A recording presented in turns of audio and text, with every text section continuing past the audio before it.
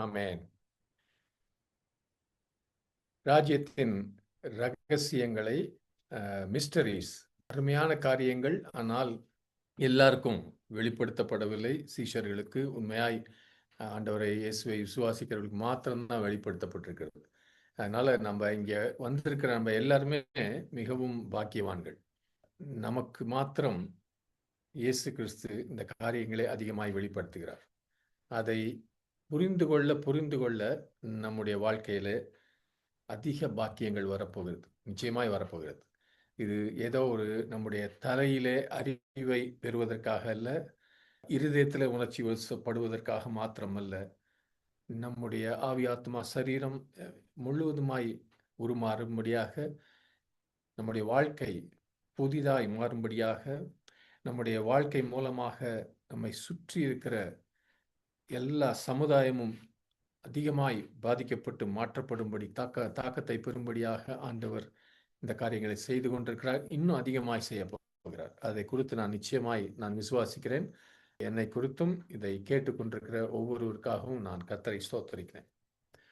கடந்த வாரத்தில் ராஜ்யத்தின் மீட்பு என்பது ஆவி ஆத்மா சரீரம் மூன்றும் மீட்கப்பட்டு ராஜ்யத்திலே, தேவனுடைய ராஜ்யத்திலே, பரலோக ராஜ்யத்திலே நாம் நுழைகிறோம் என்று நாம் கற்றுக்கொண்டோம். இது மிகவும் அதிகமாக, ஆழமாக, உண்மையாக, பிராக்டிக்கலாக நாம் இதை பெற்றுக்கொள்ள வேண்டும். குறிப்பாக நம்ம எல்லாருக்கும் பாவத்தை குறித்து, ஆவிக்குரிய மீட்பை குறித்து நல்ல ஒரு தெளிவு இருக்குது என்று நான் நினைக்கிறேன். அதற்காக கர்த்தரை ஸ்தோத்திரிக்கிறேன். ஆனால் ஆவி ஆத்மா, அதாவது மனது, சரீரம், இவைகள் எல்லாம் மீட்கப்படுகிறது நம்ம இயேசுவை சொந்த இரட்சகராக ஏற்றுக்கொண்டு சிலுவையில் முடித்த கிரியை நான் நம்பி விசுவாசிக்கும் போது, இந்த ஒரு தெளிவு, இந்த ஒரு நிச்சயம், இந்த ஒரு ஆழ்ந்த விசுவாசம் நமக்குள்ளே வந்தால் நம்ம பயன்பெறுவது மாத்திரம் இல்ல, நம்மை சுற்றி இருக்கிற சமுதாயம், நம்முடைய ஊழியங்கள் எல்லாம் மிகவும் அதிகமாய் மாறும் என்று நான் விசுவாசிக்கிறேன். Sickness is a work of the devil. வியாதிகள், பலவீனங்கள் என்பது சாத்தானுடைய ஒரு கிரியை. அதற்கு எதிர்மாறாக தேவன்தான் உண்மையிலேயே இயற்கையாகவும் லாஜிக்கலாகவும் நமக்கு பரிகாரியா இருக்கிறார். சுகம் பெறுவது என்பதற்காக நாம் தேவனுடைய கரத்தை முறித்து அவரை வலுக்கட்டாயப்படுத்தி பெற்றுக்கொள்வது என்பது அல்ல. அப்படித்தான் நம்ம பல சமயங்கள்ல நினைக்கிறோம். தெய்வீக சுகம் என்பது ஏற்கனவே தேவன் இயேசு கிறிஸ்து மூலமாய் நமக்கு தந்து விட்டார். நாம் தேவனுடைய ராஜ்யத்தில் நுழையும் போது தேவனுடைய ராஜ்யம் நமக்குள்ளே நுழைகிறது. Healing is father's will. சுகப்படுத்துவது என்பது பரம தகப்பனுடைய சித்தம். உம்முடைய ராஜ்யம் வருவதாக என்று நாம் ஒரு வல்லமையான ஜெபத்தை பிதாவிடத்தில் நாம் ஏறெடுக்கும் போது, அவர் ஆதியிலே பரிபூரணமாய் மனுஷனை சிருஷ்டித்த அந்த பூரணத்துக்கு நம்மை அவர் திருப்பி கொண்டு போக வேண்டும் என்று நாம் ஜெபிக்கிறோம். நம்முடைய சரீரத்தில் இருக்கிற பழுதுகள், பலவீனங்கள், குறைகள், இவைகளுக்கெல்லாம் தேவனுடைய ராஜ்யத்திலே இடமே இல்லை. அதனால நீங்களும் நான் ஜெபிக்கும் போது உம்முடைய சித்தம் பரமண்டலத்தில் செய்யப்படுவது போல பூமியிலும் செய்யப்படுவதாக என்று நாம ஜெபிக்கும் போது, நம்ம நிச்சயமாய் நம்முடைய இருதயத்தில் ஒரு வைராக்கிய தீவிரம் இருக்கணும். என்னன்னா, அவருடைய ராஜ்யத்தில் எந்த பலவீனத்துக்கும், சரியாக வேலை செய்யாத எந்த உறுப்புக்கும், சரீர உறுப்புக்கும் அங்கே இடமே கிடையாது. எப்படி தேவனுடைய ராஜ்யத்துக்கு வந்த பிறகு பாவம் செய்வது என்பது எனக்கு அவர் கொடுத்த ஒரு சாய்ஸ் கிடையாது. அதே போலவே அவருடைய ராஜ்யத்துக்குள்ளே வந்த ஒவ்வொருவருக்கும், விசுவாசிகள் ஒவ்வொருவருக்கும், வியாதிகளை நாம் ஏற்றுக்கொள்வதும் அனுமதிப்பதும் நமக்கு அவர் கொடுத்த ஒரு சாய்ஸ் கிடையாது. இதைதான் நம்ம ஏசாயா 53 இந்த பரிபூரண மீட்பு என்பதை நான் புரிந்து கொள்ள அது ஒரு திறவுகோலாக நம்ம கடந்த வாரத்தில் பார்த்தோம். அந்த ஏசாயா 53 பாவம் மன்னிக்கிறதையும் வியாதிகள் குணமாகிறதையும் ரெண்டையும் அந்த அதிகாரத்தில் நாம் பார்க்கிறோம். ஏசாயா 53:4 உண்மையாகவே அவர் நமது வேதனைகளை ஏற்றுக்கொண்டு நமது நோய்களையும் குறைகளையும் சுமந்தார். அப்படி இருக்க நாமோ அவர் தமக்காகவே இறைவனால் அடிக்கப்பட்டு அவரால் தாக்கப்பட்டு துன்புறுத்தப்பட்டார் என எண்ணினோம். இயேசு கிறிஸ்து அவர் பாவமாகவே மாற்றப்பட்டார் என்று வசனத்தில் வாசிக்கிறோம். He was made sin with sin. நம்முடைய பாவத்தினாலே அவர் பாவமாக ஆனார், நம்முடைய சாபத்தினாலே அவர் சாபகமாக ஆனார். இது நம்ம எல்லாருக்கும் திட்டவட்டமாய் தெரியும். ஆனால் நம்மளே பல பேர் சரியாக புரிந்து கொள்வதோ விசுவாசிப்பதோ ஏற்றுக்கொள்ளாத ஒரு காரியம், நம்முடைய வியாதிகள்னாலே அவர் வியாதிப்பட்டார், அவர் வியாதியஸ்தராகவே மாறினார் சிலுவையில். அவர் நம்முடைய ஆவிகளுக்காக மாத்திரம் சிலுவையில் மரிக்கவில்லை, நம்முடைய சரீரங்களுக்காகவும் அவர் சிலுவையில் மரித்தார். அவர் ஆவி ஆத்மா சரீரம் என்ற முழு மனிதன், என்னுடைய முழு பாதகமான பழுதான என்னுடைய முழு மாம்ச சரீரத்தையும் ஆவி ஆத்மா சரீரத்தையும் அவர் சிலுவையிலே சுமந்தார். தேவன் இயேசு மேலே அவர் சுமத்தியதெல்லாம் விழுந்து போன மனுஷன், முதல் ஆதாமிலிருந்து வந்த நம்ம எல்லாருடைய எல்லா கண்டிஷனையும், நமக்கு இருக்கிற எல்லா காரியங்களையும் அவர் மேலே வைத்தார். ஆவி ஆத்மா சரீரத்தில் நமக்கு இருக்கிற எல்லா குறைகளையும் குற்றங்களையும் ஆக்கினை தீர்ப்பையும் இயேசு மேலே வைத்தார். இதுல மதில் மேல பூனையாக இருக்க நமக்கு சாய்ஸே கிடையாது. பிதாவாகிய தேவன் இயேசு மேல நம்முடைய பாவத்தை வைத்த அதே நேரத்துல அவர் எல்லா பாவத்தையும், நம்முடைய எல்லா பாவங்களையும் அவர் மேல வைத்தார். அதே போல நம்முடைய எல்லா நினைவுகளையும் எல்லா பயங்களையும் எல்லா வியாதிகளையும் அவர் மேல வைத்தார், எல்லா துக்கங்களையும் அவர் மேல வைத்தார். இயேசு நாம் எப்படி இருந்தோமோ அப்படி அவர் மாறினார். ஏனென்றால் அவர் இருப்பது போல நாம் மாறும்படியாக. இட் வாஸ் நாட் பார்ஷியல், அது பங்கு பங்காக பகுதி பகுதியாக அல்ல, இட் வாஸ் டோட்டல், அது முழுமையான ஒரு மீட்பு. இயேசுவே பாவமானார், இயேசுவே வியாதியாக மாறினார். ஏசாயா 53:10 பார்க்கிறோம், ஆயினும் அவரை நொறுக்கி வேதனைக்கு உள்ளாக்குவதே யெகோவாவின் திட்டமாயிருந்தது. தேவன் நாம் இருந்தபடியெல்லாம் அவரை இருக்கும்படியாக அனுமதித்து, அவர் இயேசுவுக்குள் இயேசு இருப்பது போல நாம் மாறும்படியாக இந்த காரியங்களை செய்தார். அப்படி என்றால் அதில் இயேசுவின் நீதியை நம்ம பெற்றுக்கொள்கிறோம், இயேசுவின் சுகத்தையும் குணத்தையும் தெய்வீக ஆரோக்கியத்தையும் அவரிடத்திலிருந்து பெற்றுக்கொள்கிறோம். ஏசாயா 53:6 நாம் பார்த்தோம், நாம் எல்லாரும் ஆடுகளைப் போல வழி தவறி அலைந்தோம், நம்முடைய சொந்த வழிக்கே திரும்பினோம், யெகோவாவோ நம் எல்லாருடைய அநியாயத்தையும் அவர் மேலே சுமத்தினார்.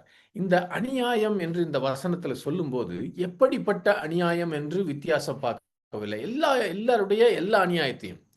அப்படி என்றால் ஆவிக்குரிய அநியாயத்தையும் சரி, சரீரத்தில் இருக்கிற அநியாயங்களையும் அவர் மேலே அஃப்ளிக்ஷன் அதையும் வைத்தார்.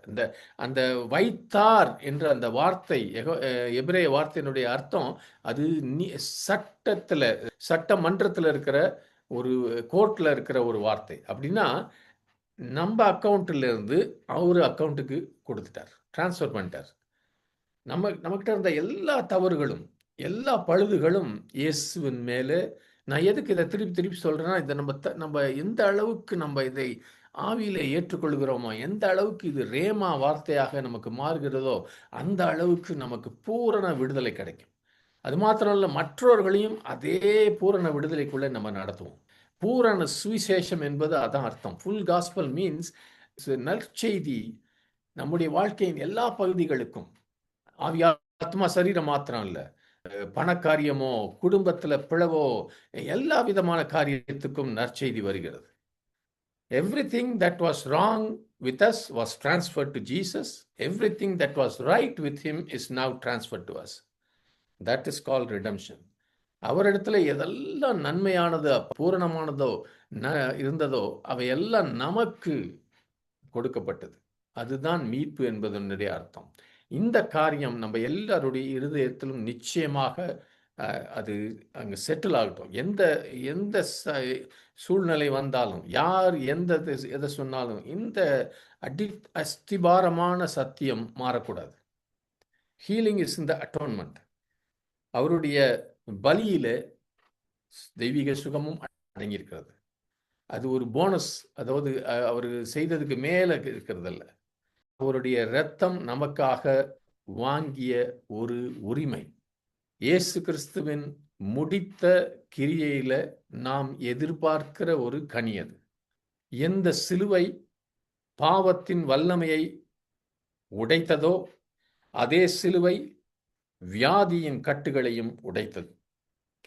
எந்த தழும்புகள் நமக்கு சமாதானத்தை பெற்றதோ, அதே தழும்புகள் நமக்கு ஆரோக்கியத்தையும் பெற்றது. ஆமென். எப்படி தேவன் இதை செய்தார் என்றால், பதிலீடு. இயேசு நம்முடைய எல்லா வியாதிகளையும், குஷ்டரோகங்கள், கேன்சர், ஹார்ட் டிசீஸ், எந்த எந்த வியாதி, பழுதான கைகள், கண் குருடானது, இது எல்லாம் அவர் மேல இறங்கியது. என்னால இத அப்பப்ப ஒரு இமேஜின் பண்ண முடியுது. சிங்கப்பூர்ல இருக்கிற அந்த ஒரு பாஸ்டர் இத ஒரு ஒரு வீடியோவாக பண்ணார் ஈஸ்டருக்கு. ஒரு பயங்கரமான பார்க்க கூட முடியாத ஒரு காரியம். அவ்வளவாக இறங்குச்சு. அதுதான் நடந்துச்சு அன்றைக்கு இயேசு கிறிஸ்து மேல. எப்படி நம்ம பாவத்தின் பலன்கள் எல்லாம் அவர் மேல இறங்கியதோ, வியாதிகள் எல்லாம் அவர் மேல இறங்கியது. தேவன் இதை செய்தது ஏதோ ஒரு அடையாளம் அல்ல. இது உண்மையாக முடிவாக நடந்த காரியம். Jesus settle the sin problem. பாவம் என்கிற ஒரு காரியத்தை இயேசு கிறிஸ்து சிலுவையிலே முடித்து தீர்த்தார். அப்படி என்றால் தேவனுடைய பார்வையிலே அவருக்கு இந்த பாவ பிரச்சனை அவரை பொறுத்த வரைக்கும் இல்லை உலகத்துல. ஏனென்றால் தேவனை பொறுத்தவரையிலே பாவம் என்பது உலகத்திலே ஏற்கனவே தீர்த்து முடிக்கப்பட்டு விட்டது சிலுவையினால. அப்ப உண்மையான பிரச்சனை என்றால் பாவம் என்பது பிரச்சனை அல்ல. பாவிகளுடைய பிரச்சனை என்னன்னா, மனுஷர்கள் இன்றைக்கு பாவத்தில் இருக்கிறார்கள் என்றால் இயேசு கிறிஸ்து ஏற்கனவே அவர்களுக்காக என்ன செய்தார் என்பதை புரிந்து கொள்வதோ ஏற்றுக்கொள்ளாமல் இருப்பதனால அந்த பாவிகள் பாவத்தில் இருக்கிறாங்க. பாவத்தின் வேரை இயேசு கிறிஸ்து எடுத்து விட்டார். அதே போலவே வியாதிகள் என்ற பிரச்சனை தேவனை பொறுத்த வரைக்கும் உலகத்தில் இல்லை. ஒரு விசுவாசியினுடைய அறிவு குறைவினாலே, நமக்குள்ளே கிறிஸ்துவுக்குள்ளே நமக்கு இருக்கிற சொத்து சுதந்திரத்தை குறித்த விசுவாசியின் அறிவு குறைவினாலோ அல்லது விசுவாச குறைவினாலோ இருக்கிற பிரச்சனை தான். பாவத்தை போலவே வியாதியும் கூட நமக்கு இந்த மீட்பில் வந்த ஒரு பேக்கேஜ். இதெல்லாம் சேர்ந்து வருகிறது. நம்ம பல பேர் இதை அறியாததுனாலே அல்லது ஏற்றுக்கொள்ளாததுனாலே அல்லது விசுவாசிக்கிறதுனாலே நாம் தொடர்ந்து வியாதிகளிலே கஷ்டப்படுகிறோம். தேவனுடைய சித்தம், தெய்வீக சித்தம், அவருடைய இஷ்டம் என்னவென்றால், எந்த அளவுக்கு விசுவாசி பாவத்திலிருந்து விடுதலை ஆயிருக்கணுமோ அதே அளவுக்கு வியாதியிலிருந்து விடுதலை ஆயிருக்க வேண்டும் என்பதுதான் தேவனுடைய தெய்வீக சித்தம்.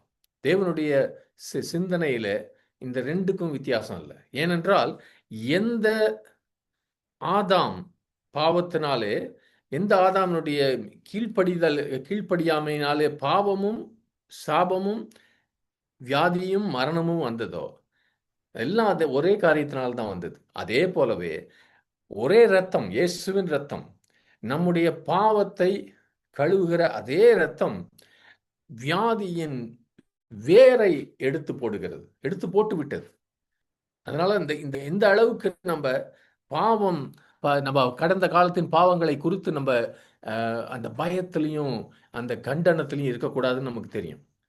அதே போலவே நீங்களும் நானும் வியாதியின் பயத்திலிருந்தும் நம்ம விடுதலையா இருக்க வேண்டும் என்று தேவன் விரும்புகிறார். ஏனென்றால் ரெண்டுமே ஒரே ஆதாரத்தில் தான் வருது. சாத்தான் அந்த ரெண்டையுமே ஆண்டவராகிய இரட்சகராகிய இயேசு கிறிஸ்து நிச்சயமாய் தோற்கடித்து விட்டார். இது நல்லா எல்லாரும் புரிந்து கொள்வோம். தேவன் புதிய சிருஷ்டியா இருக்கிறோம். நம்ம புதிய சிருஷ்டியிலே தேவன் பாவத்தை பார்க்க முடியாது. ஏன்? பாவ சுவாபம் எடுக்கப்பட்டு விட்டது. விசுவாசியாகிய நீங்களும் நானும் இயேசு கிறிஸ்துவுக்குள்ளே தேவன் நீதியாக மாற்றப்பட்டோம். அதே போலவே தேவன் புதிய சிருஷ்டியாகிய உங்களுக்குள்ளும் எனக்குள்ளும் வியாதியை பார்க்க முடியாது. ஏனென்றால் பாவத்தை போலவே வியாதியும் இயேசு கிறிஸ்து மேல் வைக்கப்பட்டது, அது எடுக்கப்பட்டு விட்டது. எந்த அளவுக்கு கிறிஸ்துவுக்குள்ளே புது சிருஷ்டியா இருக்கிற நீங்களும் நானும் பாவிகள் இல்லையோ, அந்த அளவுக்கு நீங்களும் நானும் கிறிஸ்துவுக்குள்ள புது சிருஷ்டியா இருக்கிற நீங்களும் நானும் ஒரு வியாதியஸ்தனாக, வியாதி தாக்குகிறவனாக இருக்க முடியாது. நீங்களும் நானும் ஒரு விசுவாசியா இருக்கிற நீங்களும் நானும் ஒரு வியாதியஸ்தனாய் இருந்து இன்னைக்கு நான் அதிலிருந்து சுகப்பட வேண்டும் இல்லை. நான் ஏற்கனவே சுகம் பெற்றுவிட்டேன். வியாதியை நான் எதிர்க்கிறேன்.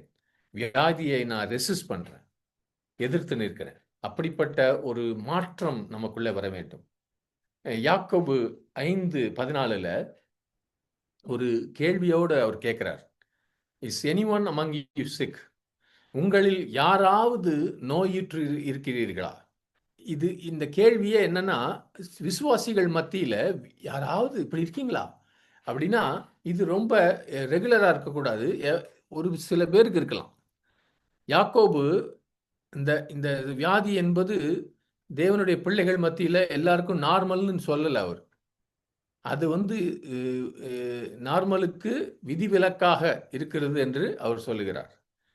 யாராவது சில பேர் வியாதியாய் இருந்தால், இருக்கக்கூடாது, ஆனாலும் இருந்தால் இதுதான் நீங்க செய்யணும் அப்படின்னு சொல்றதை நம்ம பார்க்கலாம். இந்த இந்த ஒரு சத்தியம் பிதாவாகிய தேவன் ஒவ்வொரு விசுவாசியும் நம்ம இந்த அருமையான சத்தியத்தை, இந்த மகத்தான சத்தியத்தை அறிந்து கொள்ள வேண்டும் என்று விரும்புகிறார். பேதுரு 1 பேதுரு 2:24 இருக்கிற அந்த சத்தியம், நாம் பாவங்களுக்கு செத்து நீதிக்கு பிழைத்திருக்கும்படி அவர் தாமே தமது சரீரத்திலே நம்முடைய பாவங்களை சிலுவையின் மேல் சுமந்தார். அவருடைய தழும்புகளால் குணமானீர்கள். By whose stripes you are healed. இது ஒரு வாக்கு தத்தம் அல்ல. இது நடந்த ஒரு அப்பட்டமான ஒரு காரியத்தை குறித்த ஒரு அறிக்கை. இது நடந்து விட்டது. அவருடைய தழும்புகளால் நீங்கள் குணமாகும்படியாக, ஒருவேளை குணமாவீர்கள் என்று சொல்ல, அவருடைய தழும்புகளால் குணமானீர்கள். It is as finished as you are forgiven. நீங்க எந்த அளவுக்கு பாவங்களை மன்னிக்கப்பட்டதோ அந்த அளவுக்கு அதே போல முடிந்த ஒரு காரியம். அந்த அந்த அந்த மூல பாஷையில் இருக்கிற அந்த கிராமர் வெர்ப் டென்ஸ் பார்த்தீங்கன்னா, ரெண்டும் பாவங்களுக்கு செத்து என்று சொல்கிற காரியமும் தழும்புகளால் குணமானீர்கள் என்பதும் ஒரே பாஸ்ட் டென்ஸ், கடந்த கால ஒரு நிச்சயமான ஒரு கடந்த காலம். பலி ஒரே பலிதான்.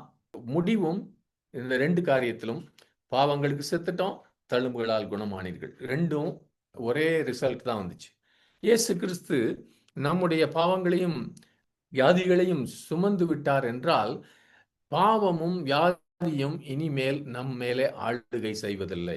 எல்லாரும் ஹல்லேலூயா சொல்லுவோம் இருக்கிற இடத்துலயே. பாவமும் வியாதியும் நம்மை ஆளுகை செய்வதில்லை. Sin and disease would never ever again have dominion over you. அது தேவனுடைய குடும்பத்திலே பாவத்துக்கும் வியாதிக்கும் இடமில்லை. அவைகள் வெளியிருந்து நம்மை தாக்குகிறது. Foreign invaders. நம்முடைய குடும்பத்திலேயே சபைக்குள்ளே இருக்கிற ஒரு இயற்கையாக இருக்கிற காரியம் இல்லை. அவைகள் சட்டத்துக்கு விரோதமாக உள்ள நுழைகிறது. அவைகள் ஒரு மீட்கப்பட்ட சகோதரன் சகோதரி சரீரத்தில் இருப்பதற்கு, இந்த வியாதியும் சரி பாவமும் சரி நமக்குள்ளே இருப்பதற்கு சட்டப்படி இடமில்லை. சட்டப்படி அவைகளுக்கு உரிமை கிடையாது. அப்ப நீங்க கேட்கலாம், அப்படின்னா விசுவாசிகள் இன்னும் ஏன் வியாதினாலே கஷ்டப்பட்டு கொண்டிருக்கிறாங்க? அதற்கு பதில் எளிதானது. எளிதானதுன்னா ஈஸியானது கிடையாது, சிம்பிள்.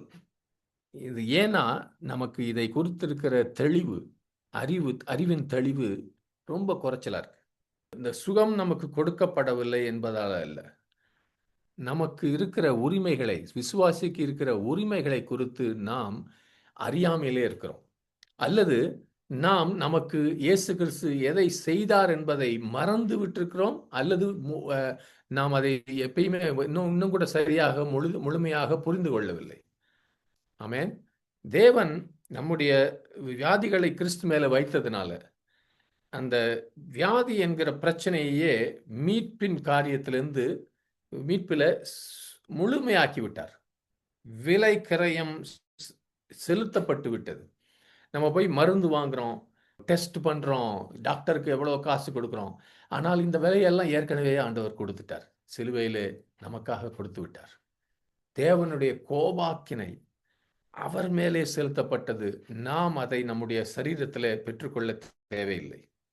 ஆதாம் விழுந்ததின் காரணமாக வந்த சாபம், அந்த சாபத்தினால் தான் வியாதியும் மரணமும் வந்துச்சு. அந்த சாபம் உடைக்கப்பட்டது. ஆனாலும் கூட ஒரு விசுவாசியானவன் இயேசு கிறிஸ்து நமக்காக என்ன செய்தார் என்ற அந்த முழுமையான அறிவுக்குள்ளே வரும் வரைக்கும் நாம் இப்படிப்பட்ட காரியங்கள்ல பல பேர் பாவத்துல கூட தடுமாறிக்கிட்டு இருக்கோம். ஏன்னா அந்த பாவம் நம்மை ஆதிக்கம் செய்ய நமக்கு தேவையில்லை. அதுக்கு பாவத்துக்கு உரிமை இல்லை. சாத்தான் நம்மை ஆளுகை செய்ய சாத்தானுக்கு உரிமை இல்லை. துக்கம் நம்மை ஆளுகை செய்ய துக்கத்துக்கு உரிமை இல்லை என்றெல்லாம் நமக்கு தெரியாத போதுதான் நமக்குள்ள வருது. பயம் நம்ம தேவையில்லை, பயம் உள்ள நுழைய தேவையில்லை என்று நம்ம புரிந்து கொள்ளுகிற வரைக்கும் பயம் வந்துட்டு இருக்கும். அதே போலதான் வியாதி நம்ம பட தேவையில்லை என்ற அந்த தெளிவு நல்லா வர வரைக்கும் அதுக்குள்ள நம்ம உபத்திரவத்துல போயிட்டு இருக்கோம். ஆமென். தேவன் நம்மை நியாயம் தீர்ப்பதில்லை என்று நம்ம பல பேருக்கு தெரியும். அந்த ஆக்கினை தீர்ப்பிலிருந்து நம்ம விடுதலை ஆயிட்டோம் நமக்கு பல பேருக்கு தெரியும். அதனால ஆக்கினை தீர்ப்புள்ள பயத்துல நம்ம இருக்க வேண்டிய தேவையில்லை. பல பேருக்கு அதை குறித்து தெளிவு இருக்கு. we are very clear about not being under condemnation of judgment of God. அதே போலதான் நீங்களும் நானும் வியாதியை குறித்த பயத்திலிருந்து நாம் அதே அளவுக்கு விடுதலை ஆயிருக்கணும். மரணத்தை குறித்த பயத்திலிருந்து விடுதலை ஆயிருக்கணும். மரணமே உன் கூர் எங்கே, பாதாளமே உன் ஜெயம் எங்கே. பாருங்க, ரெண்டையும் ஈக்குவலா சொல்றாரு அப்போஸ்தலர். ஏன்? ரெண்டுமே இயேசுவினாலே சுமக்கப்பட்டது. ரெண்டுமே அந்த சிலுவை மரத்துல அறையப்பட்டது. ரெண்டுமே அந்த கல்லறையில அடக்கம் பண்ணப்பட்டது. அவர் மரணத்திலிருந்து வெளியே வந்தபோது அவர் பாவத்தையும் ஜெயித்தார், மரணத்தையும் ஜெயித்தார், சாபத்தையும் ஜெயித்தார், வியாதிகளையும் ஜெயித்து மேலே வந்தார். ஹல்லேலூயா. அந்த புதிய மறுபிறப்புல நம்முடைய பாவங்கள் எல்லாம் அங்க விடப்பட்டது. அவைகள் ஏதோ கவரப் பண்ணி அல்லது பின்னால இன்னொரு நாளுக்கு வரும் அப்படி இல்லை. அவைகள் முதுகுக்கு பின்னால எரியப்பட்டது, கேன்சல் ஆயிருச்சு. என்னுடைய பாவங்களை ஆண்டவர், கடந்த நாட்களின் பாவங்களை அவர் சுமந்து தீர்த்தார் என்று மாத்திரம் இல்ல, நம்ம பாவ இயற்கையும் அதோடு போனது. அதற்கு பதிலாக தேவனுடைய இயற்கை, அவருடைய நீதி நமக்குள்ளே வந்தது. அந்த புதிய புதிய புதிய மனுஷன், புதிய இயற்கையில வியாதி கிடையாது. அந்த பாவ இயற்கை போன பிறகு அதுல இருக்கிற அந்த வியாதியின் வேறே கலட்டப்பட்டு விட்டது. ஏன்னா பாவ இயற்கை, முதல் ஆதாமனுடைய இயற்கை எனக்குள்ள இருந்ததான் அந்த சாபங்கள் வியாதிகள்லாம் எனக்குள்ள இருக்கும், மரணம் கூட இருக்கும். ஆனால் டிசீஸ் லீவ்ஸ் வித் சின், பாவத்தோடு சேர்ந்து வியாதிகளும் சாபங்களும் நீங்கி விடுகிறது. அவைகள் திரும்ப வர முயற்சி செய்தால் என்னுடைய ஆவியிலும் ஆத்மாவிலும் நான் அதை ஏற்றுக்கொள்ளக்கூடாது. It must find no agreement. அதை நான் வரவேற்கக்கூடாது. எனக்குள்ள ஒரு திறந்த கதவு இருக்கக்கூடாது. நிறைய பேர் மைண்டில் இந்த திறந்த கதவு இருக்கு. அந்த பக்கம் யாராவது அங்க ஒரு வியாதி வருதுன்னா எனக்கு வந்துடும். அப்ப கதவு திறந்துருச்சு. எங்க அப்பா இந்த வயசுல இப்படி ஆச்சு, எங்க தாத்தாவுக்கு இப்படி ஆச்சு, கதவு திறந்துருச்சு. பாருங்க, பிதாவானவர் ஏற்கனவே சொன்னபடி, பிதாவானவர் புதிய சிருஷ்டியில எப்படி பாவத்தை பார்க்கவில்லையோ அதே போல புது சிருஷ்டியாக ஒன்னிலும் என்னிலும் அவர் வியாதியை பார்க்கவில்லை. அதனால்தான் நீங்களும் நானும் முழுமையாக இதை அண்டர்ஸ்டாண்ட் பண்ணணும், ரெக்கக்னைஸ் பண்ணணும், ஆழமாக ஆவிக்குரிய விதத்தில் சொந்த பர்சனலாக. இது வந்து இறையியல் கிளாஸ் கிடையாது. என்னுடைய சொந்த வாழ்க்கைக்காகவும் நான் செய்கிற ஊழியத்துக்காகவும் என்ன கற்றுக்கொள்ளணும். அவர் sickness was laid on Christ. நம்முடைய வியாதிகள் இயேசு கிறிஸ்து மேலே வைக்கப்பட்டது. மற்ற யாருடைய வியாதியோ இல்லை, என்னுடைய வியாதி, நம்முடைய வியாதி. Jesus tight for the world அப்படின்னு சொல்லுவது போதாது. இயேசு உலகத்துக்காக மரித்தார்னு. எப்ப நமக்குள்ள அந்த வல்லமை வருதுன்னா, இயேசு கிறிஸ்து எனக்காக மரித்தார். இயேசு கிறிஸ்து என் பாவங்களை, என் வியாதிகளை, என் துக்கத்தை, என் வேதனைகளை சுமந்தார். என்னுடைய மீறுதலுக்காக அவர் காயப்பட்டார். அவருடைய தழும்புகளாலே நான் குணமாகிவிட்டேன் என்று நான் இதை சொந்தமாக்கி கொள்ளும்போது, விசுவாசத்திலே நான் சொந்தமாக்கி இங்கிருந்து நான் அறிக்கை செய்யும் போது, அந்த மீட்பு உண்மையாக என்னுடைய வாழ்க்கையில மாறுகிறது. அமேன், அமேன். ஏனென்றால் நான் சொல்ற வசனம் எல்லாம், இவைகள் எல்லாம் இப்ப மீட்பை உங்களுக்குள்ளே கடத்தி கொண்டிருக்கிறது. இது மாறாத நித்திய தேவனுடைய வசனம். தேவ வசனம் என்பது தேவனைப் போலவே நித்தியமானது, மாறாதது, அழியாதது. அதை யாரும் தேவனுடைய வசனத்தை, தேவனுடைய வார்த்தையை உடைக்க முடியாது. அதை மாற்ற முடியாது. அது திரும்ப வெறுமையாய் திரும்ப வருவதில்லை. அவருடைய வார்த்தை என்பது ஏதோ ஒரு அட்வைஸ் கொடுக்கிறது இல்ல, சஜஷன் இல்ல. அது உடன்படிக்கை. அவர் உடன்படிக்கையை காக்கிற தேவன். அவருடைய வசனம் என்பது அதன் மூலமாக தான் ஒரு மனுஷன் சிருஷ்டிக்கப்பட்டான். அந்த வசனத்தை நாம் அதிகமாய் அதிகமாய் பெற்றுக்கொள்ள, ஏற்றுக்கொள்ள, விசுவாசிக்க, அந்த வசனத்தின்படி நம்ம கிரியை செய்யும் போது, ஏன்னா அந்த வசனம் என்பது தேவனே, அவருடைய இயற்கையும் எனக்குள்ளே வர ஆரம்பிக்கும். அவருடைய வசனம் என்பது ஏதோ ஒரு தகவல் அல்ல. It's not information, it is transformation. அது என்னை உருமாற்றுகிற ஒரு காரியம். அது என்னுடைய நடவடிக்கையை, நடத்தையை மாற்றுகிறது. என்னுடைய மனதை புதுப்பிக்கிறது. என்னுடைய ஆவி, ஆத்மா, சரீரத்தை பரலோகத்தோடு இணைக்கிறது அவருடைய வசனம். அவருடைய வசனம் என்பது அவருடைய ஒரு பாட்டாகவே இருக்குது, அவருடைய ஒரு பங்காகவே இருக்கிறது. நான் இந்த வசனத்தை நான் உட்கொள்ளும் போது, தியானிக்கும் போது, ஏற்றுக்கொள்ளும் போது, நான் தேவனையே நான் உட்கொள்ளுகிறேன். நான் வசனத்தை நம்பும் போது நான் தேவனை நம்புகிறேன். நான் வசனத்தின்படி இந்த காரியங்களை செய்யும் போது நான் தேவனோடு நான் கோஆபரேட் பண்ண ஆரம்பிக்கிறேன், இணைந்து வேலை செய்ய ஆரம்பிக்கிறேன். இந்த புது சிருஷ்டியாகிய நான் என்னோடு அவர் தன்னையே என்னோடு பங்காக மாற்றுகிறார். அவருடைய நீதி, அவருடைய ஞானம், அவருடைய பலம், அமேன், அவருடைய சுகம் கூட நமக்கு கொடுக்கிறார். You are one with him. அவரோடு நீங்க இயேசுவோடு இணைந்திருக்கிறீங்க. You are united with him in the new birth. இந்த புது சிருஷ்டியில நீங்கள் இயேசுவோடு இணைக்கப்பட்டீர்கள். அவர் எப்படி இருக்கிறாரோ நீங்களும் அவருக்குள்ளே அப்படியே இருக்கிறீர்கள்.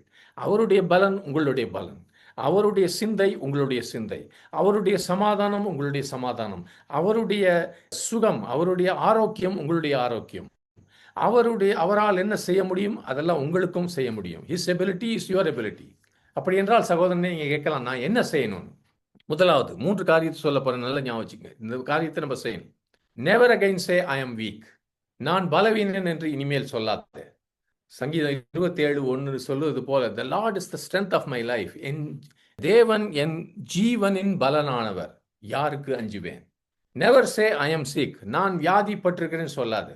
அதற்கு பதிலாக அவருடைய தழும்புகளால் நான் குணமாகி விட்டேன் என்று ஏசாயாவின் 53:5 நீ அறிக்கை செய்.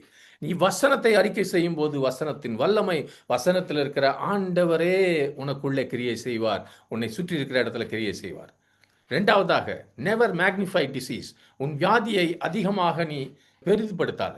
அதை நம்ம அதிகமாக பேச பேச, உங்களுக்கு தெரியாது, எனக்கு இந்த பக்கம் வலிக்குது, அந்த பக்கம் வலிக்குது, டாக்டர் இப்படி சொன்னாங்க, பெரிய பெரிய வார்த்தைகளை எல்லாம் சொல்லி மிகைப்படுத்தும் போது நாம் சாத்தானை மகிமைப்படுத்துகிறதாக அர்த்தம்.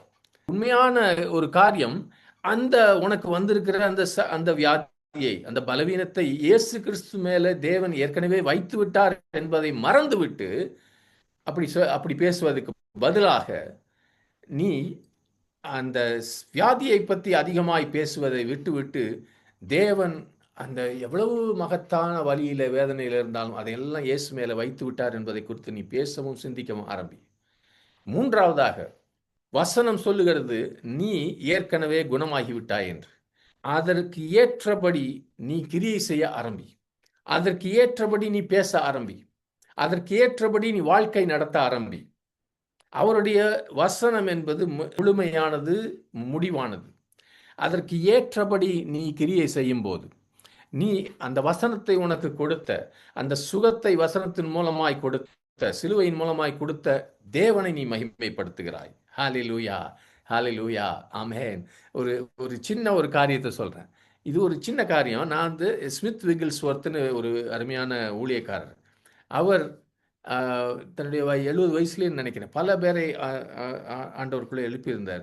அவருக்கு தாங்க முடியாத பல்வலி, அப்படி சுத்தியில் அடித்த மாதிரி இருக்குமா அந்த வலி வரும்போது. பல மாதங்கள் கஷ்டப்பட்டு கொண்டிருந்தார். ஆனால் திடீர்னு உட்காந்து எல்லாருக்கும் நம்ம ஜெபம் பண்றோம். ஆண்டவரே, இந்த இந்த பல்ல நீங்க சொஸ்தமாக்கணும். அது நான் சொஸ்தமாயிட்டுன்னு விசுவாசிக்கிறேன்னு சொல்லி அறிக்கை செய்ய ஆரம்பிச்சார். அப்ப அறிக்கை செய்ய ஆரம்பிச்சு கொஞ்ச நாள் கழிச்சு பார்த்தீங்கன்னா, எல்லாம் கிளியர் ஆச்சு. ஒரு வ பல்லு வைத்தியர்ட்ட அவர் போய் காட்டும்போது, வாலிபனுடைய பல்லு போல மாறிருச்சுன்னு அவர் சொல்லியிருக்கார். இதை நான் படிச்சுட்டு எனக்கு ரொம்ப பரவசமா இருந்துச்சு. போன வருஷம் படிச்சேன்னு நெனைக்கிறேன். அப்ப நான் ஒரே மனசுல ஜெபம் பண்ணேன். அதே அனுபவம் எனக்கும் வேணும் ஆண்டவரேன்னு. அப்பதான் நான் டென்டிஸ்ட்ட போயிட்டு வந்திருந்தேன்.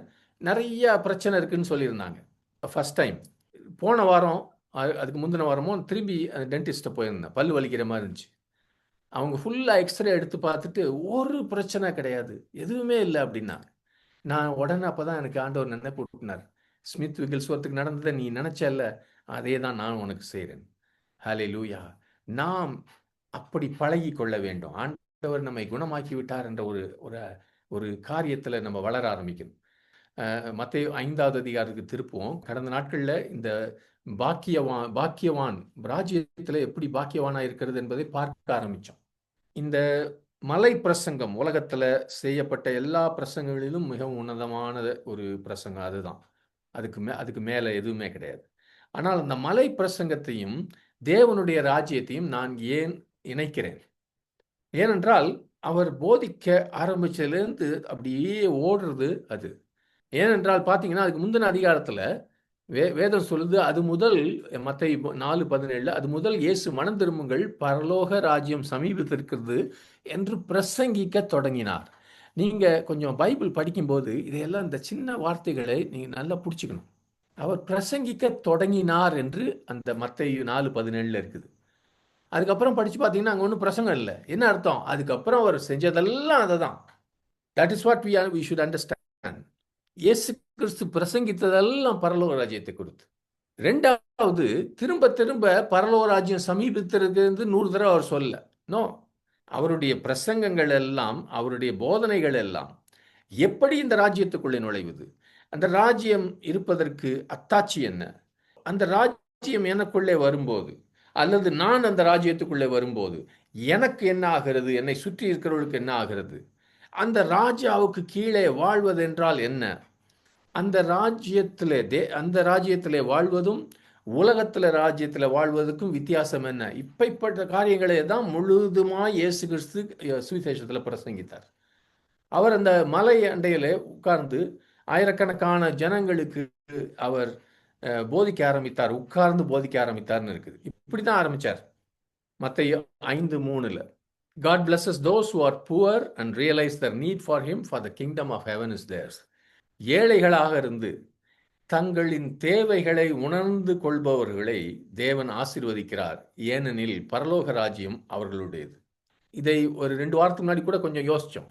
தேவனை முழுவதுமாய் சார்ந்திருப்பது தான் ஏழையா இருக்கிறது. Poor in the spirit. Poor in the spirit, ஆவியிலே எளிமையா இருப்பது என்றால், அவரை நம்ம நம்ம வாழ்க்கைக்கு முழுவதுமாய் சரணாகதி அடைந்து அவரை சார்ந்திருக்கிறோம். அப்படி இருக்கும்போது, அவர் நம்மை மிகவும் நெருக்கமாய் கூட்டி சேர்த்துக் கொள்கிறார். அதுதான் தேவனுடைய ராஜ்யத்தின் கலாச்சாரம். It's a definition of the culture of the kingdom. ஆவியிலே எளிமையாயிருப்பது. Everything in the kingdom is about the king. ராஜ்யம், தேவனுடைய ராஜ்யத்திலே எல்லாமே ராஜாவை குறித்து. இதை குறித்து நீங்களும் நானும் இந்த சத்தியத்தை குறித்து தெளிவாக நம்ம இருக்கணும். தேவனுடைய ராஜ்யம் உங்களை குறித்தல்ல. நம்ம அதுல நமக்கு நிச்சயமாய் பங்கு இருக்குது. ராஜாவாகிய தேவனுக்கு நமக்கு ராஜ்யத்தை கொடுப்பது அவருக்கு இஷ்டமாயிருக்கிறது என்று இயேசு கிறிஸ்து சொல்லிக் கொடுத்தார். ஆனாலும் கூட தேவனுடைய ராஜ்யம் என்பது தேவனை குறித்தது. பாருங்க, நம்ம பல பேருக்கு தேவனை துதிப்பதும் தொழுது கொள்வதும் ஒரு ஒரு கஷ்டமான காரியமா இருக்குது. சபைக்கு வரும்போது கூட நான் பார்த்துருக்கேன். பல பேர் இப்படி நிற்பாங்க.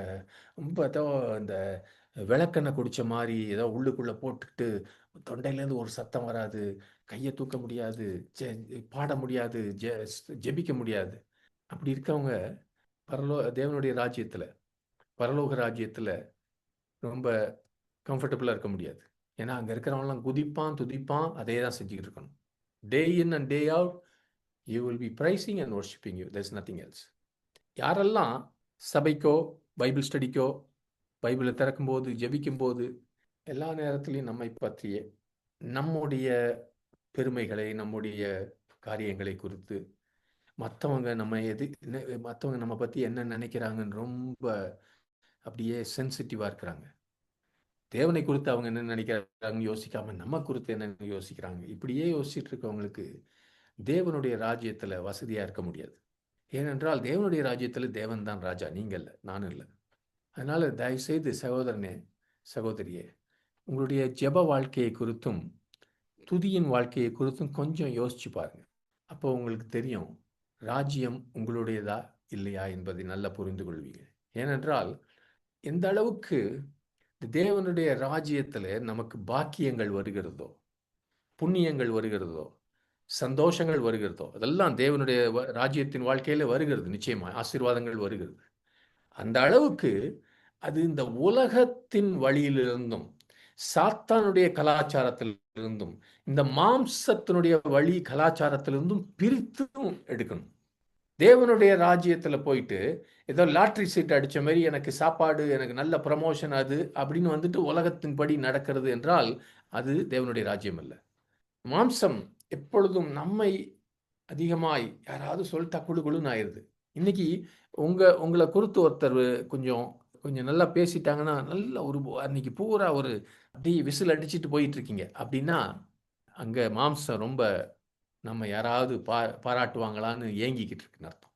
ஆனால் ராஜ்யத்தின் வாழ்க்கையோ கிறிஸ்துவின் உயர்வை குறித்து அதே தான் நோக்கமாக இருக்கிறது, அதே தான் சுவாசமாக இருக்கிறது. இரக்கமுள்ளவர்கள் பாக்கியவான்கள், அவர்கள் என்ன பெறுவார்கள்? இரக்கம் பெறுவார்கள் இருக்கு. Blessed are the merciful, for they will receive mercy. ஆனால் இந்த வசனத்தில் மத்தேயு 5:3 Blessed are the poor in spirit, ஆவியிலே ஏழ்மை உள்ளவர்கள் பாக்கியவான்கள், அவர்கள் ஏழ்மையை பெறுவார்கள் என்று சொல்லவில்லை. They don't receive poverty, but they receive the kingdom itself. அவர்களுக்கு ராஜ்யத்தை பெற்றுக்கொள்கிறார்கள். எவ்வளவு ஒரு பயங்கரமான ஒரு அருமையான தேவன் நமக்கு கொடுக்கிற ஒரு ஈவு பாருங்க.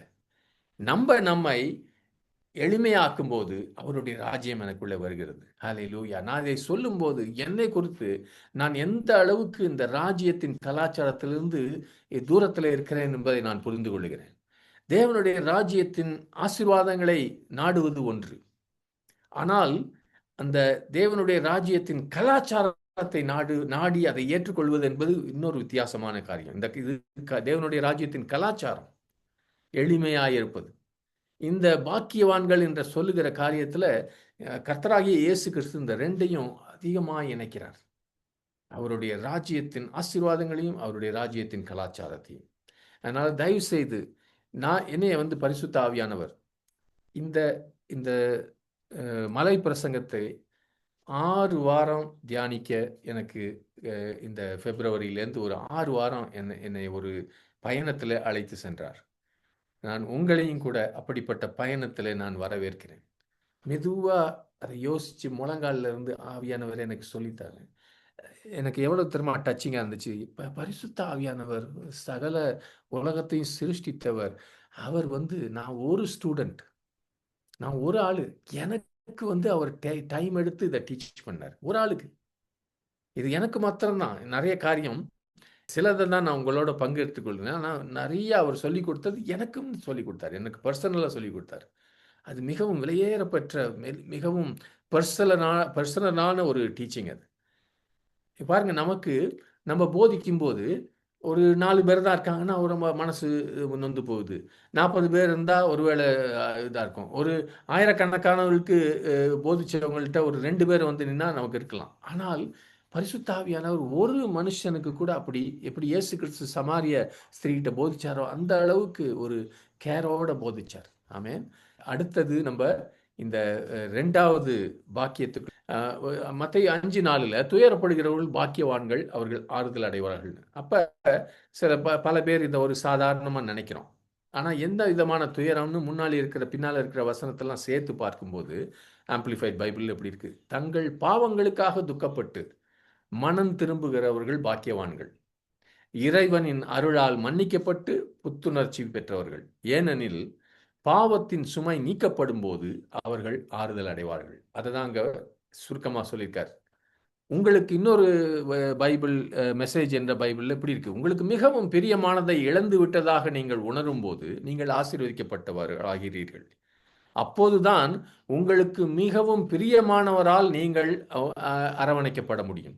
எனக்கு ரொம்ப பிரியமானது என்று சில காரியங்களை பிடித்து வைத்துக் கொள்கிறோம். சில சமயம் மனுஷர்களாக கூட இருக்கலாம். சில சமயம் பொருட்களாக இருக்கலாம். இவைகளை நாம் இழந்து விட்டதாக நம்ம உணரும் போதுதான் நமக்கு பிரியமானவரால் அவர் அணைக்கப்படுவார். பல காரணங்களுக்காக நம்ம துக்கப்படலாம். ஒரு மனுஷன் ஒருவேளை நமக்கு பிரியமானவர்கள் மறைந்து போகும்போது அது நிச்சயமாய் இழப்பு தான். நிச்சயமாய் அப்படிப்பட்டவர்களுக்கு தேவனுடைய ஆறுதல் அந்த நேரத்தில் நிச்சயமாய் வருகிறது. ஆனால் இந்த குறிப்பான வசனம் அதை குறித்தல்ல, இது மனம் திரும்புதலின் நேரத்தில் வருகிற துக்கம். என்னோடு படித்த சில சகோதரர்கள் என்னை போலவே 50 வருஷமா ரசிக்கப்பட்டவங்க. அதில் ஒரு சகோதரனை பற்றி 2-3 நாளைக்கு முன்னாடி கேள்விப்பட்டேன். அவர் தான் என்னைய முதல்ல ஜெபத்துக்கு அழைத்து போனார். இன்றைக்கு அவர் மிகவும் துக்கத்தில் அப்படியே சோர்வாக நடக்கிறதாக கேள்விப்பட்டேன். என்னன்னா, தான் இழந்து போன வருஷங்கள், ஆண்டவருக்குள்ளே ஒன்றும் ஊழியம் செய்யாமல் அல்லது வைராக்கியமா இல்லாமல் கடந்த பல வருஷங்களை கழிந்து விட்டோமே என்ற ஒரு பாரத்தில் அப்படியே குனிஞ்சு, ஆனால் அப்படிப்பட்டதில் மனம் திரும்பும் போது ஒரு துக்கம் இருக்கும். ஆனால் ஆண்டவருடைய ஆறுதலும் அந்த இடத்துல வருது. மனம் திரும்பி துக்கப்படுங்க. மனம் திரும்பாமல் துக்கப்படுறது வேஸ்ட். ஐயோ இது நடந்துச்சே, கடந்த வருஷம்லாம் வேஸ்ட் ஆயிடுச்சே அப்படின்றது வெறுமனை துக்கப்படுறது. மனம் திரும்பி துக்கப்படும் போது அவருடைய ஆறுதலும் அவருடைய தேறுதலும் அவருடைய பாக்கியமும் அவருடைய சந்தோஷமும் உங்களுக்கு வரும். அதுதான் ஏசாயா 61 பார்க்கும்போது சாம்பலுக்கு பதிலாக அவர் சிங்காரத்தை கொடுப்பார். ஆமென். இஸ்ரவேல் ஜனங்கள் பாருங்க துக்கப்பட்டாங்க. என்னன்னா, அவங்க அந்த பின்னால அவங்க நிறைய ஆசீர்வாதங்களை விட்டுட்டோம்னு சொல்லி அந்த வாக்குத்தத்தம் பண்ணப்பட்ட தேசத்தை பார்க்கறாங்க, உள்ள நுழைய முடியல. அப்படிப்பட்ட துக்கம். ஆனால் நீங்களும் நானுமோ, நான் என்னுடைய பாவத்துக்காக நான் மனம் துக்கப்பட்டு மனம் திரும்பும் போது, வருத்தப்படும் போது இல்லை, மனம் திரும்பும் போது பரலோக தேவனுடைய அமர்தல் உள்ளே இறங்கி என்னுடைய பாவங்கள் நிச்சயமாய் மன்னிக்கப்பட்டது, எனக்கு மீட்பும் எனக்கு விடுதலையும் கொடுத்தார் என்பதனாலே ஒரு பாக்கியத்தை அடைவேன். அதுக்கு பதிலாக நான் மனம் திரும்பாம பாவத்திலேயே உட்கார்ந்திருக்கும் போது அங்க சமாதானமும் சந்தோஷமும் நிறைவாயிருப்பதில்லை. ஆண்டவராய் இயேசு கிறிஸ்து நாம் மனம் திரும்பும்படியாக அழைக்கிறார். ஏனென்றால் நம்மை பாக்கியவானாய் மாற்றும்படியாக. அந்த பாருங்க, மனம் திரும்புங்கள் பரலோக ராஜ்யம் சமீபித்திருக்கிறது. அப்பதான் தேவனுடைய கிருபை நம்மை புதிதாகி கொண்டு வரும். இந்த ஆசீர்வாதம் வந்து பாருங்க, நாம் மனம் திரும்பி அவரிடத்தில் பெற்றுக்கொள்கிற ஆசீர்வாதம், இது ஒரு விசேஷமான ஒரு காரியம். நம்ம எல்லாருமே நிச்சயமாய் பெற்றிருக்கிறோம், ஆனால் இன்னும் அதிகமாய் பெறணும். இந்த சாம்பலுக்கு பதிலாக இருக்கிற இந்த சிங்காரத்தை அவர் ஒரு விலையை யாரும் கொடுக்க முடியாத விலையினால பெற்று நமக்காக பெற்றிருக்கிறார்.